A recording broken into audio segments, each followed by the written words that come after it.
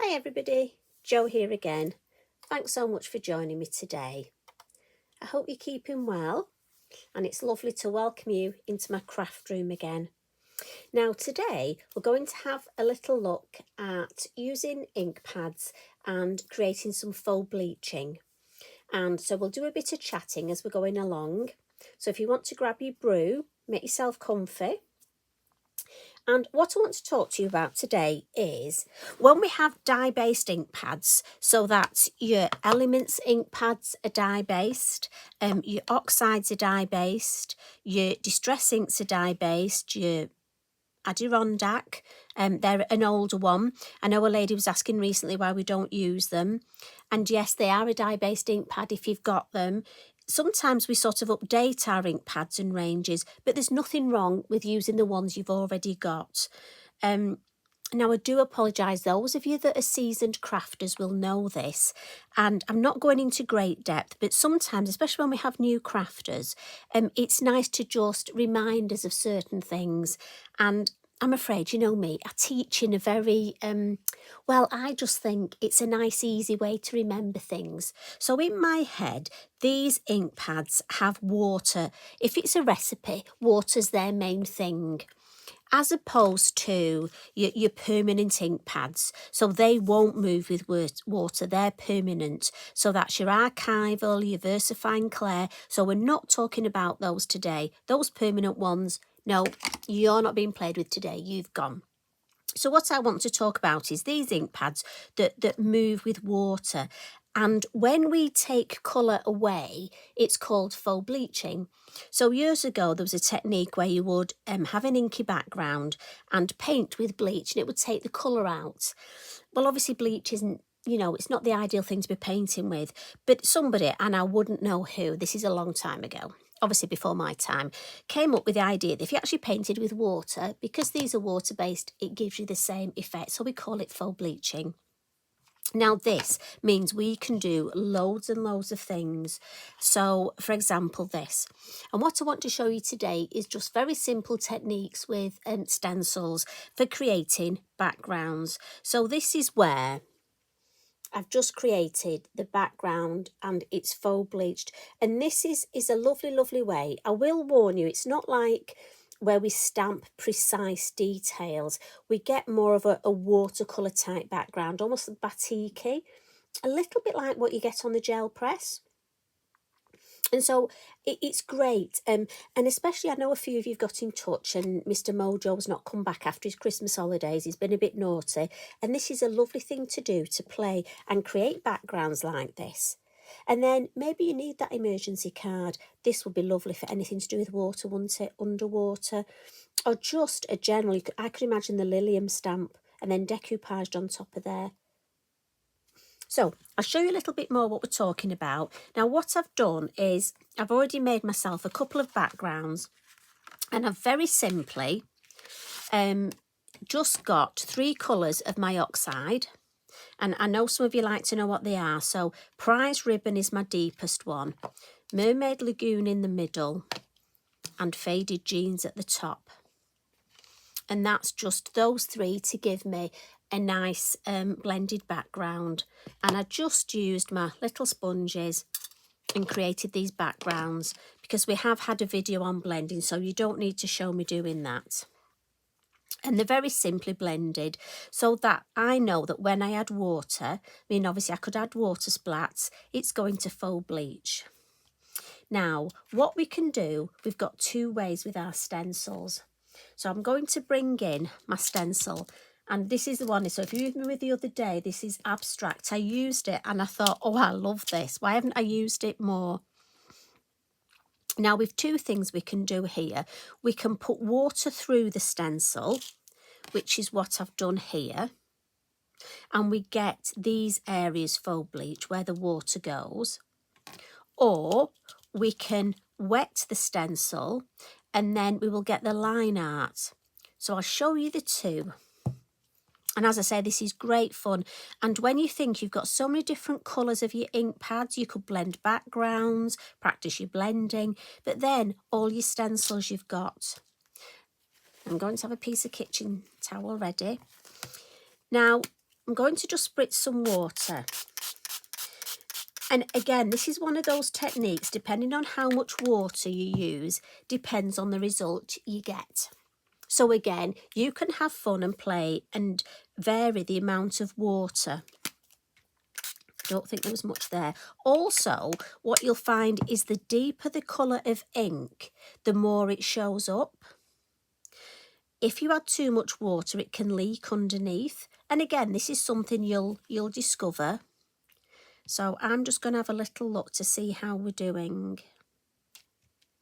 So I'm just going to put my kitchen towel on there, just to take a little bit of the excess off. Now, also, depending how long you leave the water on will depend on how much is faux bleached and the intensity of the colour. But because we're here, I'm going to lift this up.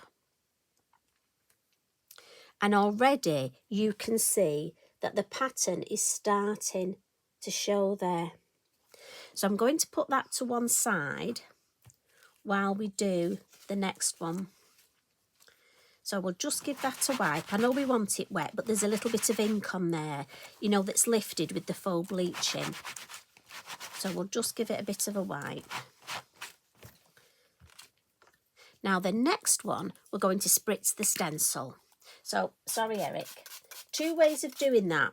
You can either spritz your stencil like I've just done, or put some water onto your craft mat and run your stencil through. And again, this one, straight down.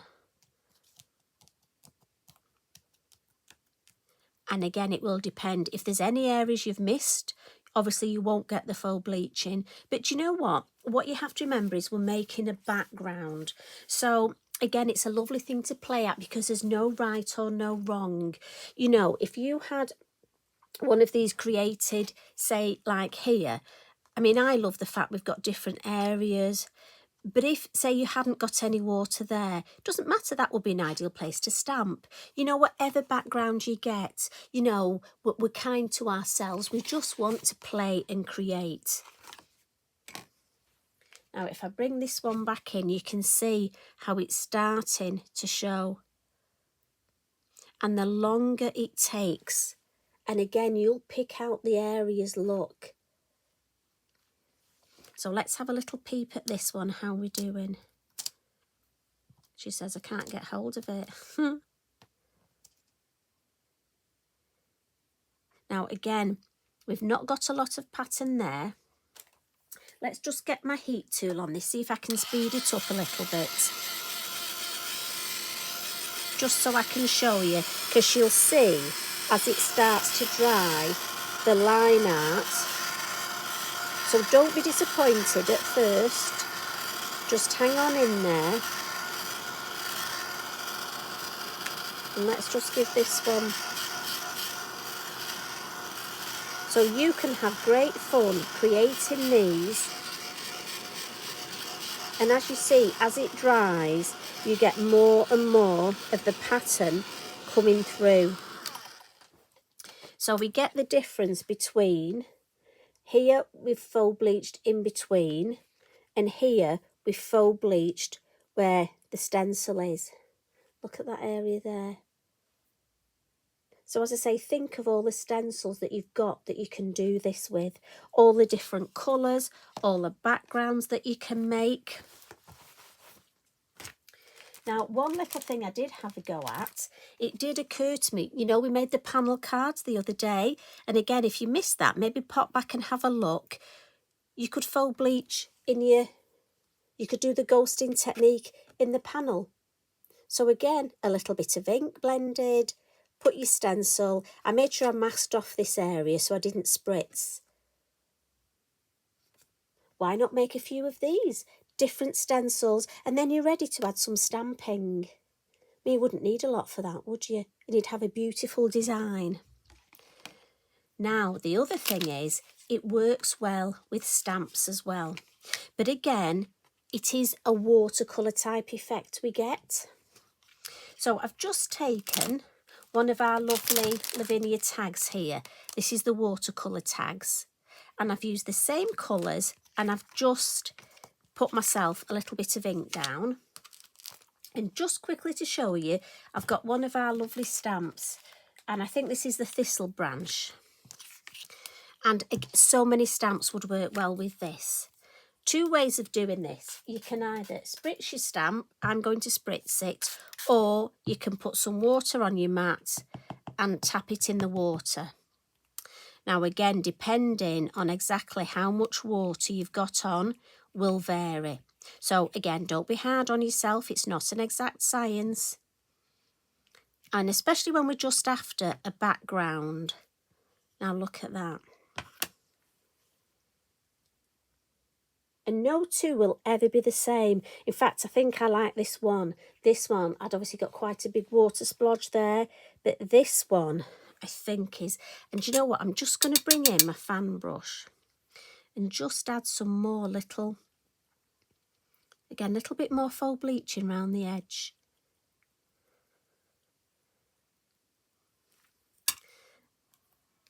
And then just, let me clean this up.